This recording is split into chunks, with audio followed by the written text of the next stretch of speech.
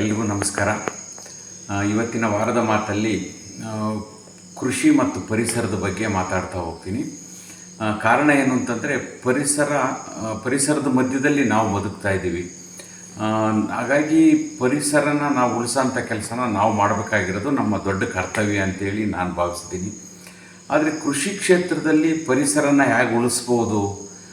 ಪುರಾತನ ಕಾಲದ ಕೃಷಿ ಅದು ಪರಿಸರದ ಪೂರಕವಾಗಿತ್ತು.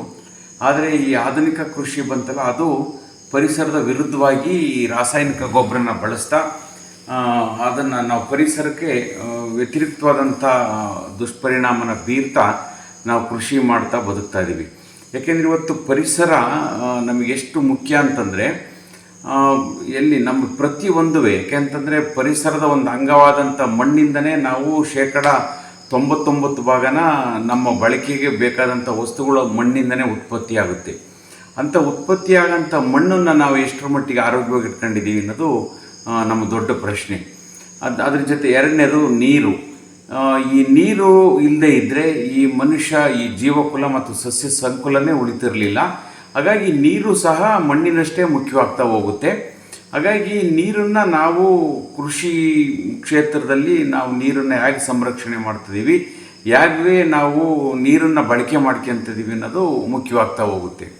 ಇನ್ನು ಜೊತೆಯಲ್ಲಿ ಗಾಳಿ. ಇಲ್ಲಿ ಗಾಳಿ ಶುದ್ಧವಾದಂಥ ಗಾಳಿ, ಯಾಕೆಂತಂದರೆ ಹಿಂದೆ ಪರಿಸರಕ್ಕೆ ಪೂರಕವಾದಂಥ ವಾತಾವರಣ ಇದ್ದಾಗ ಆರೋಗ್ಯವಾದಂಥ ಗಾಳಿ ನಮಗೆ ಬರುತ್ತೆ. ಹಾಗಾಗಿ ಶುದ್ಧವಾದ ಗಾಳಿನ ಸೇವನೆ ಮಾಡಿ ಮನುಷ್ಯ ಸಂಕುಲ ಮತ್ತು ಸಸ್ಯ ಸಂಕುಲಗಳು ಆರೋಗ್ಯವಾಗಿ ಬೆಳೆಯೋದಕ್ಕೆ ಅದು ಪೂರಕವಾಗ್ತಾ ಹೋಗುತ್ತೆ. ನಂತರ ಆಕಾಶ. ಈ ಆಕಾಶನೂ ಅಷ್ಟೇ. ಆಕಾಶ ಇವತ್ತು ಸ್ವಚ್ಛವಾಗಿದ್ದರೆ ಇಲ್ಲಿ ನಮಗೆ ಒಳ್ಳೆಯ ವಾತಾವರಣ ನಿರ್ಮಾಣ ಆಗೋದಕ್ಕೆ ಇಲ್ಲಿ ಆಸ್ಪದ ಆಗುತ್ತೆ.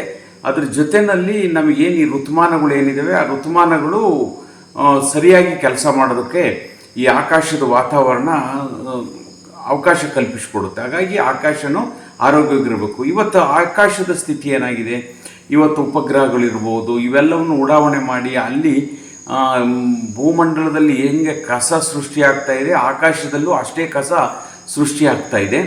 ಜೊತೆಯಲ್ಲಿ ಓಜಾನ್ ಪದರು ಏನಿದೆ, ಆ ಸುಮಾರು ಅನಿಲಗಳು ಸೇರಿಬಿಟ್ಟು ಓಜಾನ್ ಏನು ನಿರ್ಮಾಣ ಆಗಿದೆ, ಆ ಓಜಾನ್ ನಿರ್ಮಾಣ ಆಗಿರೋಂಥದ್ದು ಆರೋಗ್ಯವಾಗಿದೆಯಾ? ಇದು ಈ ಆಕಾಶದ ವಾತಾವರಣ ಕೆಟ್ಟೋಗಿದ ಪರಿಣಾಮವಾಗಿ ಆ ಓಜಾನ್ ಪದರು ಸಹ ದುರ್ಬಲ ಆಗ್ತಾ ಇದೆ ಅಂತ ಹೇಳ್ಬಿಟ್ಟು ಈಗಾಗಲೇ ವಿಜ್ಞಾನಿಗಳು ನಮಗೆ ಎಚ್ಚರಿಕೆ ಕೊಡ್ತಾ ಇದ್ದಾರೆ. ಆ ಕಾರಣಕ್ಕಾಗಿ ನಾವು ಆಕಾಶನೂ ಸ್ವಚ್ಛವಾಗಿ ಇಟ್ಕೊಳಕ್ಕಾಗ್ತಾ ಇಲ್ಲ. ಅದ್ರ ಜೊತೆಯಲ್ಲಿ ಕಾರ್ಬನ್ ಡೈಆಕ್ಸೈಡ್ ಪ್ರಮಾಣ ಹೆಚ್ಚಾಗಿದೆ.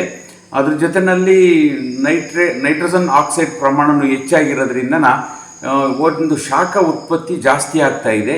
ಆ ಶಾಖ ಉತ್ಪತ್ತಿ ಜಾಸ್ತಿ ಆಗ್ತಾ ಇರೋದ್ರಿಂದ ಮಣ್ಣಿನ ಭೂಮಿಯ ಮೇಲ್ಪದರಿನಲ್ಲಿರೋಂಥ ಅಷ್ಟೂ ನೀರು ಗಾಳಿಗೆ, ಬಿಸಿಲಿಗೆ ಎವಾಪರೇಟ್ ಆಗಿ ಆವಿಯಾಗಿಬಿಟ್ಟು ಅಲ್ಲಿ ಮತ್ತೊಂದು ಥರದ ಅನಾಹುತನ ಸೃಷ್ಟಿ ಮಾಡೋಂಥ ಕ್ರಿಯೆಗೆ ಅದು ಮುಂದಾಗ್ತಾ ಇದೆ. ಅದರ ಪರಿಣಾಮ ಏನಾಗ್ತಾ ಇದೆ ಅಂತಂದರೆ, ಈಗ ಮೆಗಾಸ್ಫೋಟಗಳು ಇವೆಲ್ಲ ಆಗ್ತಾ ಇದ್ದಾವಲ್ಲ, ಅದು ಅದರ ಪರಿಣಾಮದಿಂದ ಆಗ್ತಾ ಇದೆ. ಇನ್ನು ನಮಗೆ ಮಣ್ಣನ್ನು ಹಾಳು ಮಾಡ್ಕೊಂಡಿದ್ದೀವಿ, ನೀರನ್ನು ಹಾಳು ಮಾಡ್ಕೊಂಡಿದ್ದೀವಿ, ಆಕಾಶನೂ ಹಾಳು ಮಾಡ್ಕೊಂಡಿದ್ದೀವಿ, ಇನ್ನು ಗಾಳಿನೂ ಹಾಳು ಮಾಡ್ಕೊಂಡಿದ್ದೀವಿ. ಇನ್ನು ಅಗ್ನಿ. ಈ ಅಗ್ನಿ ಇವತ್ತು ಹೇಗೆ ಬೇಸಿಗೆ ಕಾಲದಲ್ಲಿ ಶಾಖದ ಪ್ರಮಾಣ ಎಷ್ಟಿರಬೇಕು ಅಷ್ಟಿರಬೇಕಿತ್ತು, ಚಳಿಗಾಲದಲ್ಲಿ ಯಾವ ಪ್ರಮಾಣದಲ್ಲಿ ಇರಬೇಕಿತ್ತು ಆ ಪ್ರಮಾಣದಲ್ಲಿ ಇರಬೇಕಿತ್ತು. ಅದು ಇಲ್ದಲೇ ಇವತ್ತು ಅಗ್ನಿನೂ ಸಹ ಇವತ್ತು ನಮಗೆ ಎಷ್ಟು ಬೇಕಿತ್ತು ಅಷ್ಟು ಉಪಯೋಗ ಬರದಲ್ಲೇ ಅತಿಯಾದ ಶಾಖದಿಂದ ಅಗ್ನಿನೂ ಹೆಚ್ಚು ಅನಾಹುತಕ್ಕೊಳಗಾಗಿದೆ. ಆ ಕಾರಣಕ್ಕಾಗಿ ಇವತ್ತು ನಾವು ಪಂಚಭೂತಗಳನ್ನು ನಾವು ಮಾಡೋಂಥ ಕೃಷಿ ಕ್ಷೇತ್ರದಿಂದ ಹಾಳು ಮಾಡಿರೋದ್ರಿಂದ ನಾವು ಮುಂದೆ ಏನು ಅನ್ನೋ ಪ್ರಶ್ನೆ ಬರುತ್ತೆ. ಅದ್ರ ಜೊತೆಯಲ್ಲಿ ಇವತ್ತು ನಾವು ಈ ಋತುಮಾನಗಳು, ಈ ಪಂಚಭೂತಗಳ ಆಧಾರದ ಮೇಲೆ ಈ ಪರಿಸರ ನಿಂತಿರೋದು. ಅದ್ರ ಜೊತೆಯಲ್ಲಿ ಈ ಋತುಮಾನಗಳ ಸೂತ್ರದ ಪ್ರಕಾರವಾಗಿ ಅಲ್ಲಿ ಕರೆಕ್ಟಾಗಿ ನಡೆದರೆ ಈ ಪರಿಸರ ಆರೋಗ್ಯವಾದಂಥ ವಾತಾವರಣ ಇಲ್ಲಿ ಸೃಷ್ಟಿಯಾಗುತ್ತೆ. ಆದರೆ ಇವತ್ತು ಋತುಮಾನಗಳು ಏನಾಗಿದೆ, ಇವತ್ತು ಬೇಸಿಗೆ ಕಾಲದಲ್ಲಿ ನಮಗೆ ಹೆಚ್ಚು ಸುಡು ಬಿಸಿಲಿಲ್ಲದೆ ಸುಂಟ್ರು ಗಾಳಿಗಳೇ ನಿರ್ಮಾಣ ಆಗ್ತಾ ಇಲ್ಲ. ಸುಂಟ್ರು ಗಾಳಿಗಳು ನಿರ್ಮಾಣ ಆಗದೇ ಇರೋ ಕಾರಣಕ್ಕಾಗಿ ಇವತ್ತು ಆ ಸೇಂದ್ರಿಯ ಮಣ್ಣು, ಧೂಳಿನ ಮಣ್ಣು ಏನಿದೆ ಅದು ನಭೋಮಂಡಲಕ್ಕೆ ಹೋಗ್ತಾ ಇಲ್ಲ. ನಂತರ ಬೇಸಿಗೆ ಕಾಲ ಮುಗಿದ ಮೇಲೆ ಮಳೆಗಾಲ ಬರುತ್ತೆ. ಆ ಮಳೆಗಾಲ ಬಂದಾಗ ಸೇಂದ್ರಿಯ ಮಣ್ಣು ಮೇಲೇನು ಹೋಗಿತ್ತು ಆಕಾಶದ ನಭೋಮಂಡಲಕ್ಕೆ, ಅದು ಮತ್ತೆ ಮಳೆ ಹನಿ ಜೊತೆಯಲ್ಲಿ ವಾಪಸ್ಸು ಮಣ್ಣಿಗೆ ಬಂದು ಸೇರುತ್ತೆ. ಆ ಮಣ್ಣಿಗೆ ಬಂದು ಸೇರಿದಾಗ ಆ ಸಸ್ಯವರ್ಗಗಳು ಏನಿದ್ದು ಅದಕ್ಕೆ ಆಹಾರವಾಗುತ್ತೆ ಆ ಸೇಂದ್ರಿಯ ಮಣ್ಣು. ಇನ್ನು ಉಳಿದು 50% ಏನು ಮಾಡುತ್ತೆ ಮೇಲ್ಬಿಟ್ಟು, ಇನ್ನು 50% ನೀರಿನ ಜೊತೆಯಲ್ಲಿ ಏನು ಫಿಸಿಕಲ್ ಕ್ರಿಯೆಯಿಂದ ರಂಧ್ರಗಳು ನಿರ್ಮಾಣ ಆಗಿದ್ದು ಮಣ್ಣಲ್ಲಿ, ಆ ರಂಧ್ರದ ಮೂಲಕವಾಗಿ ಅದು ಅಂತರ್ಜಲಕ್ಕೆ ಹೋಗುತ್ತೆ. ಅಂತರ್ಜಲಕ್ಕೆ ಹೋಗಿ ನಂತರ ಮಳೆಗಾಲ ಮುಗಿದ್ಮೇಲೆ ನಿರಂತರವಾಗಿ 4 ತಿಂಗಳು ಮಳೆಗಾಲದಲ್ಲಿ ನವಮಂಡಲದಲ್ಲಿದ್ದಂಥ ಸೇಂದ್ರಿಯ ಮಣ್ಣು ಮಳೆ ಜೊತೆಯಲ್ಲಿ ಭೂಮಿಗೆ ಬಂದು ಭೂಮಿಯ ಮೇಲ್ಪದರಿನ ಮಣ್ಣಲ್ಲಿ 50% ಉಳಿದು ಇನ್ನು 50% ಅಂತರ್ಜಲಕ್ಕೆ ಹೋಗ್ತಾ ಇತ್ತು. ಆಮೇಲೆ ಚಳಿಗಾಲ ಪ್ರಾರಂಭ ಆಗುತ್ತೆ. ಈ ಋತುಮಾನಗಳ 3ನೇ ಭಾಗ. ಈ ಚಳಿಗಾಲ ಪ್ರಾರಂಭ ಆದಾಗ ಕ್ಲೇಶಾಕರ್ಷಕ ಫೋರ್ಸ್ ನಿರ್ಮಾಣ ಆಗುತ್ತೆ ಭೂಮಿನಲ್ಲಿ.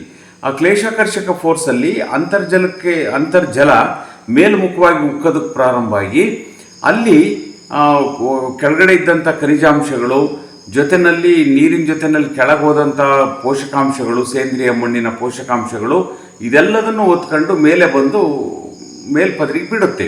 ಇದೇ ಸಂದರ್ಭದಲ್ಲಿ ಮುಚ್ಚಿಗೆ ಮಾಡಿರುತ್ತಲ್ಲ, ನಮ್ಮ ದೇಶೀಯ ಮರಗಳು ಎಲ್ಲವೂ ಎಲೆ ಉದುರಿಸಿ ಮುಚ್ಚಿಗೆ ಮಾಡಿರುತ್ತಲ್ಲ, ಆ ಮುಚ್ಚಿಗೆ ಆ ತೇವಾಂಶನ ತಡೆದು ನಿಲ್ಲಿಸ್ಕೊಳ್ಳುತ್ತೆ. ಈ ಪ್ರಕ್ರಿಯೆಯಿಂದ ಏನಾಗುತ್ತೆ ಅಂತಂದರೆ 3 ಋತುಮಾನಗಳು ಸಮಾನವಾಗಿ ಕೆಲಸ ಮಾಡಿದಾಗ ವಾತಾವರಣ ಸಮಾನವಾಗಿರುತ್ತೆ. ಮತ್ತು ಏನು ಈ ಆ ಪಂಚಭೂತಗಳಿದೆ, ಆ ಪಂಚಭೂತಗಳು ಸಮ ಪ್ರಮಾಣದಲ್ಲಿ ಕೆಲಸ ಮಾಡೋದಕ್ಕೆ ಈ ಋತುಮಾನಗಳು ಸಹಾಯ ಮಾಡ್ತವೆ. ಋತುಮಾನಗಳು ಕೆಲಸ ಮಾಡೋದಕ್ಕೆ ಈ ಪಂಚಭೂತಗಳು ಕೆಲಸ ಮಾಡ್ತಾ ಹೋಗ್ತವೆ. ಆ ಕಾರಣಕ್ಕಾಗಿ ಈ ಪಂಚಭೂತಗಳು ಮತ್ತು ಋತುಮಾನಗಳು ಈ ಭೂಮಂಡಲದಲ್ಲಿದ್ದಂಥ ಎಲ್ಲ ಸಸ್ಯರಾಶಿಗಳು ಮತ್ತು ಜೀವರಾಶಿಗಳ ಸಂರಕ್ಷಣೆಗೆ ಇವು ಕೆಲಸ ಮಾಡ್ತಾ ಹೋಗ್ತವೆ. ಇವತ್ತು ಮನುಷ್ಯ ಇದನ್ನು ಏನು ತಿಳ್ಕೊಂಡಿದ್ದಾನೆ, ಈ ಪ್ರಕೃತಿ ನನಗಾಗಿ ಇರೋದು, ನಾನು ಬಿಟ್ಟರೆ ಇದನ್ನು ಅನುಭವಿಸೋದಕ್ಕೆ ಬೇರೆ ಯಾರಿಗೂ ಸಾಧ್ಯತೆಯೇ ಇಲ್ಲ. ಈ ಹಿನ್ನೆಲೆಯಲ್ಲಿ ಪ್ರಕೃತಿನ ಶೋಷಣೆ ಮಾಡೋದಕ್ಕೆ ಮುಂದಾಗಿ ಅತಿಯಾದ ಉತ್ಪಾದನೆಗಾಗಿ ಈ ಕೃಷಿ ಕ್ಷೇತ್ರ ಯಾವಾಗ ಒಳಗಾಯಿತು, ಅತಿ ಉತ್ಪಾದನೆ ವಲಯವಾಗಿ ಪರಿವರ್ತನೆ ಆಯಿತು, ಆಗ ಮಣ್ಣಿನ ಮೇಲೆ ಹೆಚ್ಚು ಒತ್ತಡಗಳು ಬೀಳ್ತಾ ಹೋದು. ದೊಡ್ಡ ದೊಡ್ಡ ಯಂತ್ರಗಳಿಂದ ಉಳುಮೆ ಪ್ರಾರಂಭ ಆಯಿತು. ರಾಸಾಯನಿಕ ಗೊಬ್ಬರಗಳನ್ನು ಮೇಲಿಂದ ಸುರಿಯೋದಕ್ಕೆ ಪ್ರಾರಂಭ ಮಾಡಿದರು. ಈ ಎಲ್ಲ ಕಾರಣದಿಂದ ಏನಾಯಿತು ಅಂತಂದರೆ ಪರಿಸರ ನಾಶವಾಗ್ತಾ ಹೋಯಿತು. ಇಲ್ಲಿ ಪಂಚಭೂತಗಳು ನಾಶವಾದವು. ನಂತರ ಋತುಮಾನಗಳು ಅವರವರ ಕಾರ್ಯ ನಾವು ಮಾಡದಂಥ ಸ್ಥಿತಿಗೆ ನಿರ್ಮಾಣ ಆದವು. ಆ ಕಾರಣಕ್ಕಾಗಿ ಇವತ್ತು ಪಂಚಭೂತಗಳು ಮತ್ತು ಋತುಮಾನಗಳು ಈ ಭೂಮಂಡಲದಲ್ಲಿ ಸರಿಯಾಗಿ ಕೆಲಸ ಮಾಡದೇ ಇರೋದ್ರಿಂದ ಇದು ಮುಂದೊಂದು ಅನಾಹುತಕ್ಕೆ ದೊಡ್ಡ ಸೂಚನೆ ಅಂತೇಳಿ ನಾವು ಭಾವಿಸ್ಬೇಕು. ಆ ಕಾರಣಕ್ಕಾಗಿಯೇ ಇವತ್ತು ಭೂವಿಜ್ಞಾನಿಗಳಿರ್ಬೋದು ಅಥವಾ ಸಸ್ಯಶಾಸ್ತ್ರಜ್ಞರಿರ್ಬೋದು, ಇವರೆಲ್ಲರೂ ಎಚ್ಚರಿಕೆ ಕೊಡ್ತಾ ಇದ್ದಾರೆ. ಇನ್ನು 20 ವರ್ಷ, 24, 25 ವರ್ಷದೊಳಗಡೆಗೆ ನಾವು ವಾತಾವರಣನ ಸರಿದಾರಿಗೆ ತರದೇ ಇದ್ದರೆ, ಅದನ್ನು ಸರಿಯಾಗಿ ನಾವು ಕಾಪಾಡ್ಕೊಂಡೇ ಇದ್ದರೆ ಈ ಇಡೀ ಮನುಕುಲಕ್ಕೆ ಅಲ್ಲ, ಇಡೀ ಸಸ್ಯ ಸಂಕುಲ ಮತ್ತು ಪ್ರಾಣಿ ಸಂಕುಲಕ್ಕೆ ದೊಡ್ಡ ಅನಾಹುತ ಇದೆ ಅಂತೇಳಿ ಹೇಳ್ತಾ ಇದ್ದಾರೆ. ಆದರೂ ಈ ಪರಿಸರ ಉಳಿಸೋಂಥ ಕೆಲಸಕ್ಕೆ ನಾವು ಕೃಷಿಕರಾದವರು ನಾವು ಕೊಡುಗೆ ಕೊಡ್ಬೋದು ಅನ್ನೋದ್ರ ಬಗ್ಗೆ ಒಂದಿಷ್ಟು ಯೋಚನೆ ಮಾಡಬೇಕು. ಇವತ್ತು ಒಂದು ಅಂದಾಜಿನ ಪ್ರಕಾರಕ್ಕೆ ಕೈಗಾರಿಕೆಯಿಂದ 30% ಈ ಪರಿಸರಕ್ಕೆ ಹಾನಿಯಾದರೆ, ಈ ವಾಹನ ಓಡಾಟದಿಂದ ಈ 20% ಹಾನಿಯಾದರೆ, ಕೃಷಿ ಕ್ಷೇತ್ರ ಮತ್ತು ಕೃಷಿ ಸಂಬಂಧಿತ ವಲಯದಿಂದ 50% ಹಾನಿ ಉಂಟಾಗ್ತಾ ಇದೆ ಈ ಪರಿಸರಕ್ಕೆ. ಹಾಗಾಗಿ ನಾವು ಪರಿಸರಕ್ಕೆ ಪೂರಕವಾದಂಥ ಕೃಷಿನ ಹೇಗೆ ಮಾಡಬೇಕು ಅನ್ನೋದ್ರ ಬಗ್ಗೆ ನಾವೊಂದಿಷ್ಟು ಚಿಂತನೆ ಮಾಡಿದರೆ ಮಾತ್ರ ಈ ಭೂಮಂಡಲ ಉಳಿಯುತ್ತೆ. ಇಲ್ಲ ಅಂತಂದರೆ ನಾವು ಮಾಡಿದಂಥ ಅನಾಹುತಗಳಿಗಾಗಿ ನಮ್ಮನ್ನು ನಾವೇ ಬಲಿ ಕೊಡ್ಕೊಳ್ಳೋಂಥ ಸ್ಥಿತಿ ನಿರ್ಮಾಣ ಆಗುತ್ತೆ ಅಂತ ಹೇಳ್ತಾ ಇವತ್ತಿನ ವಾರದ ಮಾತಲ್ಲಿ ಪ್ರಕೃತಿಗೆ ಪೂರಕವಾದಂಥ ಪರಿಸರಕ್ಕೆ ಪೂರಕವಾಗಿ ಮತ್ತು ಪರಿಸರ ಆರೋಗ್ಯವಾಗಿರೋದಕ್ಕೆ ಕಂಕಣ ತೊಟ್ಟು ದುಡಿತಾ ಇರೋಂಥ ಪಂಚಭೂತಗಳು ಮತ್ತು ಈ ಋತುಮಾನಗಳ ಬಗ್ಗೆ ಒಂದಿಷ್ಟು ಮಾತಾಡ್ತಾ ಇವೆರಡರಿಂದ ನಮಗೇನು ಕಾಂಟ್ರಿಬ್ಯೂಷನ್ನು, ಈ ಕಾಂಟ್ರಿಬ್ಯೂಷನ್ ನಮಗೆ ಕೊಟ್ಟಿರೋಂಥ ಈ ಪ್ರಕೃತಿಗೆ ನಮ್ಮ ಕಾಂಟ್ರಿಬ್ಯೂಷನ್ ಏನು ಅನ್ನೋದ್ರ ಬಗ್ಗೆ ಒಂದಿಷ್ಟು ಆಲೋಚನೆ ಮಾಡೋಣ ಅಂತ ಹೇಳ್ತಾ ಇವತ್ತು ನಾವು ರಾಸಾಯನಿಕ ಕೃಷಿಯಿಂದ ಇದನ್ನೇನೂ ಸರಿ ಮಾಡೋಕ್ಕಾಗಲ್ಲ. ಆ ಕಾರಣಕ್ಕಾಗಿ ನಾವೆಲ್ಲವೂ ಸಹಜ ಕೃಷಿ ಅಥವಾ ನೈಸರ್ಗಿಕ ಕೃಷಿ ಕಡೆಗೆ ನಾವು ಮುಖ ಮಾಡಬೇಕಾದಂಥ ಅನಿವಾರ್ಯತೆ ಇದೆ.